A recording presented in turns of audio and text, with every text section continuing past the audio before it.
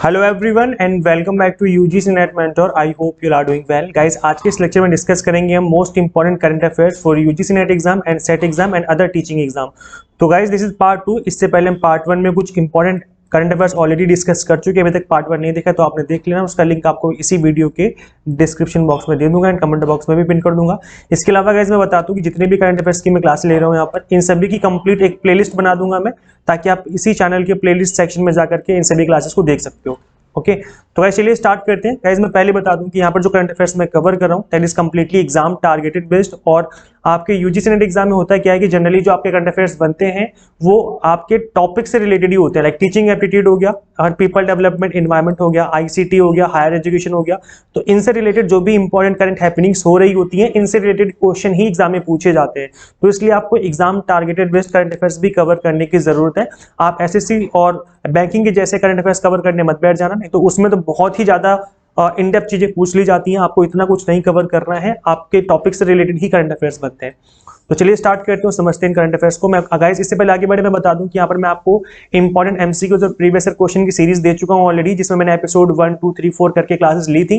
ये जो क्लासेस है इनका नाम है important MCQs and previous year question series. इस सीरीज का लिंक आपको इसी वीडियो के डिस्क्रिप्शन बॉक्स में दे दूंगा। अदरवाइज आप इस चैनल के प्लेलिस्ट सेक्शन में जाकर के भी इन क्लासेस को गो थ्रू कर सकते हो। काफी इंपॉर्टेंट क्लासेस हैं, आप इनको जरूर देखिए। So this is about me, जैसे ही आप सभी को पता होगा। एंड गाइस अभी तक चैनल को सब्सक्राइब नहीं किया सो मेक श्योर आप इस चैनल को सब्सक्राइब कर लें, ताकि आपको अपकमिंग वीडियोस के सभी नोटिफिकेशन मिलते रहें। आप हमें यूजीसी नेट मेंटर के नाम से इंस्टाग्राम पे भी फॉलो कर सकते हो। तो गाइस अब मैं क्वेश्चन लेके आऊंगा आपकी स्क्रीन पे, आपको इन क्वेश्चंस को पढ़ना है और उसके बाद अपने मन में सोचना है कि इसका राइट आंसर क्या होना चाहिए। तो चलिए गाइस स्टार्ट करते हैं। फर्स्ट क्वेश्चन आपकी स्क्रीन पे, which country is the host of international solar alliance 5th assembly in the October 2022। तो गाइस अभी जो रिसेंटली अक्टूबर 2022 में इंटरनेशनल सोलर अलायंस हुआ था, जो कि 5th असेंबली थी इस चीज की, इस अलायंसेस की। तो ये जो अलायंस हुआ था ये किस कंट्री ने होस्ट किया था, ये आपको बताना है। तो बांग्लादेश है, इंडिया, नेपाल, थाईलैंड। कौन सा देश अक्टूबर 2022 में अंतरराष्ट्रीय सौर गठबंधन की 5वीं सभा का मेजबान था? तो गाइस इसके ऑप्शंस गिवन है, बांग्लादेश, भारत, नेपाल और थाईलैंड। तो गाइस राइट आंसर क्या होना चाहिए आपके अकॉर्डिंग? सही सुना आपने guys, India is the right answer. तो इंडिया ने इसको होस्ट किया था। International solar alliances 5th assembly is to be hosted by India in New Delhi on October 17 से लेकर के 20 अक्टूबर तक इसको होस्ट किया गया था। Union minister for power and new renewable energy R K. Singh unveiled the curtain raiser to the 5th assembly of ISA. ISA का मतलब international solar alliance. India holds the office of the president of ISA assembly. The 5th assembly will deliberate on key initiative of ISA on 3 critical issues। तो guys यहाँ पर 3 critical issues के बारे में जो है बात की गई थी। पहला था एनर्जी एक्सेस, नेक्स्ट आपका एनर्जी सिक्योरिटी एंड और लास्ट आपका एनर्जी ट्रांजिशंस। तो गाइस ये 2-3 चीजें आपको याद रखनी है। पहली चीज तो किसने होस्ट किया है, ये चीज याद रखनी है, तो इंडिया ने होस्ट किया है। इंटरनेशनल सोलर अलायंस में किन 3 चीजों के बारे में बात की गई है जो कि इनिशिएटिव लिए गए हैं, energy access, energy security and energy transitions. और ये कौन से वाला था, मतलब जो इंटरनेशनल सोलर अलायंस अभी इंडिया में जो रिसेंटली हुआ था, इनकी असेंबली जो हुई थी वो कौन से नंबर की थी? That was 5th assembly. तो जब से स्टार्ट हुए हैं ये होना, तब से 5th नंबर का जो है वो इंडिया में अभी रिसेंटली हुआ था। Next question, which institution is to house India's first technology business incubation centre based on green technology? Guys आज की जो क्लास है थोड़ा सा लेट हो गई बिकॉज थोड़ा सा बिजी था मैं। तो कई बार 8 बजे क्लास अगर ना है तो थोड़ा सा वेट कर लेना, 8 साढ़े 8 तक आपको क्लास जो देखने को मिल जाएगी, ठीक है? तो don't worry about that. Which institution is to house India's first technology business incubation centre based on green technology? तो गाइज यहाँ पे क्या बोला जा रहा है कि हरित प्रौद्योगिकी पर आधारित भारत का पहला प्रौद्योगिकी व्यवसाय उस्मायन केंद्र किस संस्थान में स्थापित किया जाएगा? तो ये ऑप्शंस गिवन है, IIT Madras, NIT Srinagar, IIT Roorkee and NIT Tiruchirappalli. तो गाइज इसका आंसर क्या होना चाहिए आपके अकॉर्डिंग? सोचिए जल्दी से फटाफट से और फिर मैं बताता हूं आपको। तो गाइज इसका राइट आंसर हो जाएगा NIT Srinagar. India's first technology business incubation centre based on green technology named greenovator incubation foundation is to be set up at national institute of technology NIT Srinagar. Technology business incubation और inclusive TBI, जिसको हम बोलते हैं ITBI, is a 3-year initiative supported by the Department of Science and Technology for educational institutions, innovators and entrepreneurs. DST provides all necessary funds for setting up the center। तो guys ये जो आपका green technology based यहाँ पर जो centre है वो इसके अंदर खोला जा रहा है। नेक्स्ट क्वेश्चन आपकी स्क्रीन पे, which institution launch a new suptech initiative named as Daksh? किस संस्थान ने दक्ष नाम से एक नई सुपरटेक पहल शुरू की है? तो कौन सा ऑप्शन होगा गाइस? इसमें 4 ऑप्शंस गिवन है, नीति आयोग, आरबीआई, सेबी एंड नाबार्ड। तो गाइस बताइए आपके अकॉर्डिंग इसका राइट आंसर क्या हो सकता है? चलिए मैं डायरेक्टली आपको लेके चलता हूं इसके आंसर पेज पे। So right answer will be RBI. So reserve bank of India governor Shaktikanta Das, इस टाइम पर एट प्रेजेंट अभी शक्तिकांत दास जी गवर्नर है इसके, launched a new suptech initiative named Daksh. The reserve bank advanced supervisory monitoring system aims to make the supervisory process more robust. Dux is a web-based end-to-end workflow application through which RBI shall monitor compliance requirements to improve the compliance culture in supervised entities like bank and NBFCs. तो guys ये बहुत अच्छी बात है India में कि आप जो है यहाँ पर सुपरवाइजरी मॉनिटरी सिस्टम जो है आरबीआई ने स्टार्ट करने का यहाँ पर कंप्लीट प्लान बना लिया है।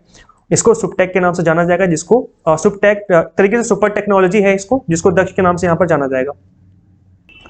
नेक्स्ट क्वेश्चन आपकी स्क्रीन पे आ चुका है, Modhera which was declared as India's first 24 solar powered village. ध्यान से सुनिएगा इस क्या बोला जा रहा है यहाँ पर कि सोलर पावर विलेज बोला जा रहा है, जहाँ पर 24 and 7 आवर्स जो है वो बिजली सोलर पावर से आती है। Is located in which state और union territory? So options given है, हिमाचल प्रदेश, राजस्थान, गुजरात एंड महाराष्ट्र। तो मोढेरा करके जो एक गांव है मोढेरा, जिसे भारत का पहला 24/7 सौर ऊर्जा संचालित गांव घोषित किया गया था, किस राज्य और केंद्र शासित प्रदेश में स्थापित है? हिमाचल प्रदेश, राजस्थान, गुजरात और महाराष्ट्र। तो गाइज आपके अकॉर्डिंग इसका राइट आंसर क्या होना चाहिए? अभी रिसेंटली था ये न्यूज़ में। So right answer will be Gujarat. Gujarat में इसका सेटअप किया गया है। ये जो गांव है ये गुजरात में। Prime minister Narendra Modi declared Modhera a village in Mehsana district of Gujarat as India's first solar powered village. Modhera is also associated with the sun temple. According to the Gujarat government, over 1,000 solar panels have been installed on village houses, generating electricity for the villagers. They will be provided with the solar electricity at zero cost. तो guys यहाँ पर zero cost पे इनको electricity दी जाएगी और ये अपने India का ऐसा पहला विलेज होगा जहाँ पर 24/7 सोलर पैनल का यूज करते हुए यहाँ पर एनर्जी जो है इनको दी जाएगी। नेक्स्ट क्वेश्चन आपकी स्क्रीन पे, Which institutions launched the Education 4.0 India report? कौन से इंस्टीट्यूशन ने Education 4.0 इंडिया रिपोर्ट को लॉन्च किया था? तो IMF, WEF, वर्ल्ड बैंक और यूनिसेफ। तो guys what will be the right answer? किस संस्था ने Education 4.0 इंडिया रिपोर्ट लॉन्च की? सो चलिए गाइज देखते हैं इसका राइट आंसर क्या होगा। So right answer will be WEF। As a part of its Education 4.0 India initiative, the World Economic Forum, this is WEF, ये इसकी फुल फॉर्म है, world economic forum has launched a new education 4.0 India report. The report deliberates on how digital and other technologies can address learning gaps and make education accessible to all. The report is the result of the collaboration between the World Economic Forum, UNICEF and UAWA। तो ये जो है collaboration से हुआ है, लेकिन इसको जो बनाया है, जो लॉन्च किया, वो वर्ल्ड इकोनॉमिक फोरम ने इसको फाइनली लॉन्च किया है। तो गाइज ये इसका आंसर हो जाएगा। गाइज आप लोग ना कमेंट करके बताते नहीं यार कि इसका कि आपको लेक्चर्स कैसे लगते हैं। प्लीज यार कमेंट करके बताया करो, बिकॉज आपकी कमेंट सेक्शन से मोटिवेशन मिलती है अच्छे से अच्छे लेक्चर्स क्रिएट करने में। तो कमेंट करके जरूर बताया करो कि आपका जो एक्सपीरियंस था इस लेक्चर्स के साथ कैसा था, कमेंट जरूर किया करो, है ना। और आप लोग यार वीडियो शेयर भी नहीं करते, वीडियोज भी शेयर किया करो। आप लोग वीडियो शेयर नहीं करते, आप जितने भी आपके फ्रेंड्स हैं उनके साथ शेयर कर दिया करो, ग्रुप में पोस्ट कर दिया करो, जिस भी ग्रुप में आप एडेड हो वहाँ पर डाल दो, बाकी स्टूडेंट्स देखेंगे, उनका भला हो जाएगा, है ना। So next question is, India's first sanctuary for endangered slender loris is to be set up in which state or UT?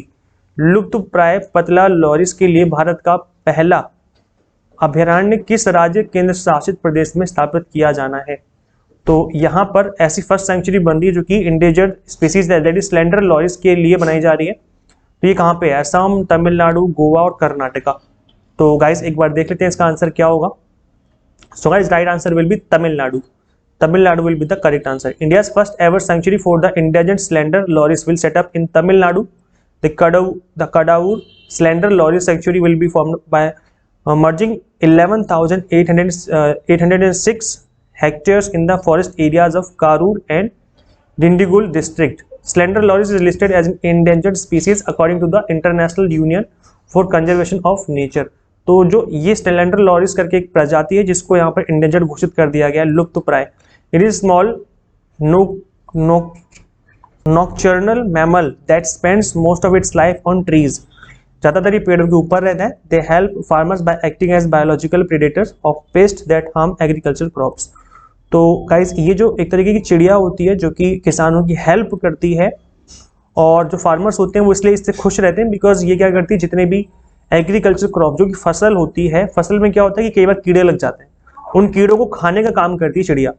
और इस चिड़िया, अगर ये चिड़िया खत्म हो जाएगी तो क्या होगा, जो फसल है वो खराब हो जाएगी बिकॉज ये चिड़िया जो है फसल के ऊपर जो कीड़े बैठते हैं उनको खा लेती है, एज ए पेस्ट कंट्रोल का काम करती है।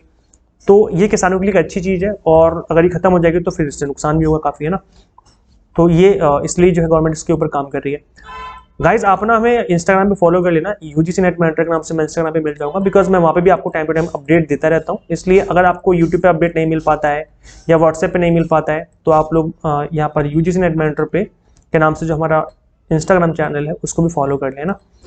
नेक्स्ट क्वेश्चन है, which country scored at least at the global hunger index in 2022। At least मतलब सबसे नीचे, सबसे लोएस्ट जो है थी 2022 वाले इंडेक्स में, वो कौन सी कंट्री थी। तो आप देखो टॉप पे कौन था वो पता होता है हमें हमारी कंट्री का पता होता है, लेकिन सबसे नीचे कौन था ये हमें नहीं पता, तो इसलिए इसको भी आपको समझना जरूरी है। कुवैत है, बोस्निया है, यमन है और अफगानिस्तान है। तो किस देश ने 2022 में ग्लोबल हंगर इंडेक्स में सबसे कम स्कोर किया है। तो गाइज देखते हैं कि सबसे कम स्कोर करने वाली कंट्री कौन सी है। So guys Yemen, that is option number C is the right answer of this question. तो एक बार इसका एक्सप्लेनेशन समझ लेते हैं। The global hunger index scores are based on 4 indicators.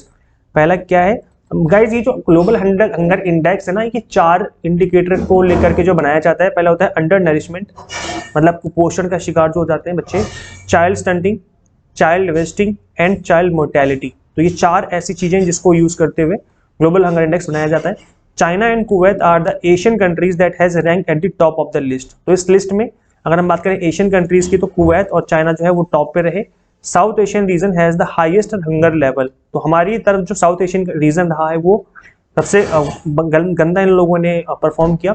Highest child stunting rate and highest child wasting rate in the world. Yemen जो था is at the last position in the global hunger index 2022 in the world. तो Yemen जो है एक ऐसी country रहा जिसने बिल्कुल लास्ट में इस लिस्ट में नाम अपना दर्ज किया है। अगर हम बात करें इंडिया स्पेसिफिक की तो हम लोग 107th पोजीशन पे थे 121 कंट्रीज में। तो टोटल 121 कंट्री पे स्टडी करेगी जिसमें हमारा जो नंबर था इंडिया का वो था 107। सो गाइस इस चीज को आपको याद रखना है। इसमें कुछ चीजें इन्फॉर्मेशन ऐसी जो कि आपको हमेशा याद रखेंगे, दैट इज कि इंडिया की रैंक याद रखनी है पहली चीज, तो सबसे लीस्ट रैंक किसने किया ये याद रखना है। प्लस यहाँ पर जो 4 फैक्टर हैं जिनका यूज करते हुए इस हंगर इंडेक्स को बनाया जाता है गाइस, आपको इसको भी याद रखना है क्योंकि इससे रिलेटेड क्वेश्चन भी एग्जाम में पूछा जा सकता है। अब गाइस देखिए होता क्या है कि आप लोग ना बस पढ़ते जाते हो। देखो सिलेबस खत्म करना कोई बड़ी बात नहीं है, सिलेबस एग्जाम टारगेटेड खत्म करना बहुत बड़ी बात है। इसलिए चाहे करंट अफेयर्स हो या आपका कंप्लीट थ्योरी पार्ट हो, आप कंप्लीटली एग्जाम टारगेटेड पढ़ोगे ना तो कम टाइम में आप अच्छा स्कोर कर जाओगे। तो ये एग्जाम टारगेटेड बेस्ड जो स्टडी है वो बहुत जरूरी है आपके लिए, और हम आपको एग्जाम टारगेटेड बेस्ड स्टडी करवा रहे हैं अपने प्लेटफॉर्म पर UGC NET mentor Android app पर। यहाँ पे हम आपको स्टडी जो करवा रहे हैं वो हम एग्जाम टारगेट बेस्ड स्टडी ही करवा रहे हैं। पेपर 1 की स्टडी हो रही है, कॉमर्स मैनेजमेंट पोल साइंस की स्टडी करवा रहे हैं। कंप्लीट कंटेंट जो बाइलिंगुअल है, इंग्लिश मीडियम हिंदी मीडियम। सबसे इंपॉर्टेंट और सबसे स्पेशल बात ये है कि हम यहाँ पर completely anti question asking pattern चीजों को कवर कर रहे हैं, और मॉक टेस्ट रहेंगे जिससे आप मल्टीपल टाइम प्रैक्टिस कर सकते हो। पीडीएफ फॉर्मेट में नोट्स और पीवाईक्यूज भी इसके अंदर अवेलेबल रहेंगे जिनको डाउनलोड करके आप रिवीजन और प्रैक्टिस कर सकते हो अच्छे से। आप कैसे करें इसको ज्वाइन, तो गाइस इसके लिए आपको सिंपली गूगल प्ले स्टोर से UGC NET mentor Android app install करनी है, और अगर आप iOS यूजर हो तो उसका लिंक भी आपको इसी वीडियो के डिस्क्रिप्शन बॉक्स और कमेंट बॉक्स में मिल जाएगा। तो आप सिंपली इस ऐप को इंस्टॉल कर लीजिए और अपने exam targeted based preparation start कर लीजिए। Thank you so much for watching this video. Share this video with all UGC NET aspirants and subscribe for UGC updates and assistant professor job updates. Guys अभी तक आपने मेरे Instagram पे follow नहीं किया तो कर लेना। UGC NET मेंटर के नाम से आप हमें सर्च करेंगे तो मैं आ जाऊंगा, और उसको वहाँ पे फॉलो कर लीजिए ताकि आपको फ्यूचर में अपडेट मिलते रहे। मिलते हैं गाइस नेक्स्ट क्लास में। Till then keep watching UGC NET mentor. Thank you so much.